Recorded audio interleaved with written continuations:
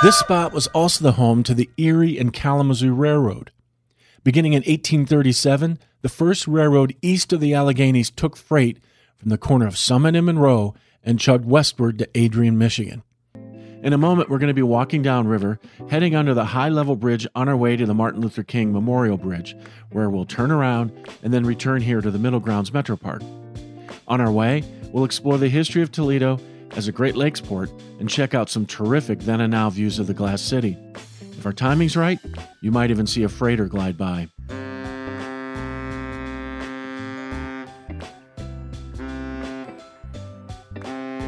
Okay, let's get started. Please turn around so you're facing upriver with the Maumee on your left. In February 1921, Toledo became national news when a local hoodlum named Joe Rabitis and his gang of more than a dozen bandits pulled off the biggest robbery in Toledo history. Now, they didn't rob a bank or a jewelry store, they robbed the post office.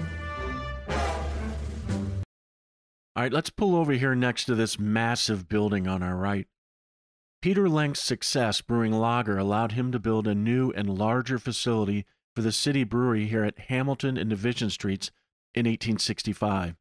Now, the location was strategic both for transportation and logistical purposes. He built the brewery along Swan Creek, which at the time was a navigable waterway that flowed into the Maumee, and also on a railroad spur, which made the transportation of raw materials and finished goods very easy and profitable. Let's pause here for a moment, please. On our right is the Julius and Catherine Lamson House. Designed by David L. Stein and built in 1905, this Georgian-style home is marked by classical symmetry and proportion, which is well balanced by the front porch, side carriage porch, and the third-floor dormers and widow's walk. Both the Wood County Courthouse and the county jail are on the National Register of Historic Places.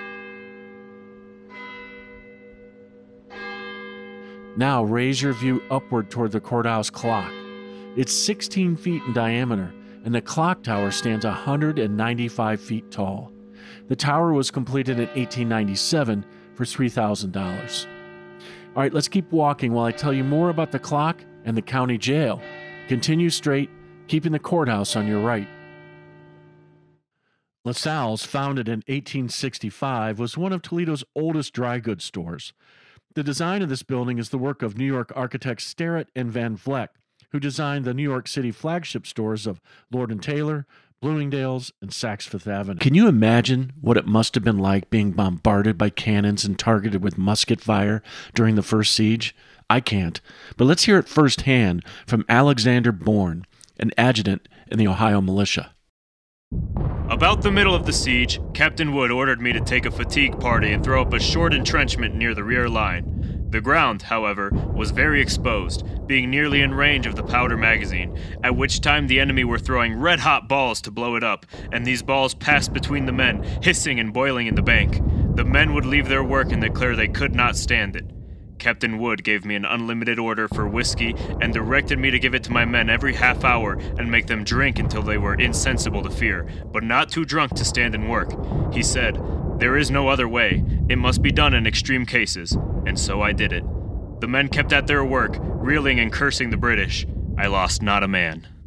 Well, I guess desperate times do call for desperate measures.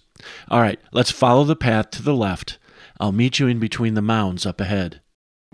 Well, that concludes our tour. If you want to learn more about our local history and try a few other tours, visit my site at www.holytoledohistory.com. In the meantime, I'd appreciate it if you'd leave a rating after we finish. It will help others find this tour. Thanks again.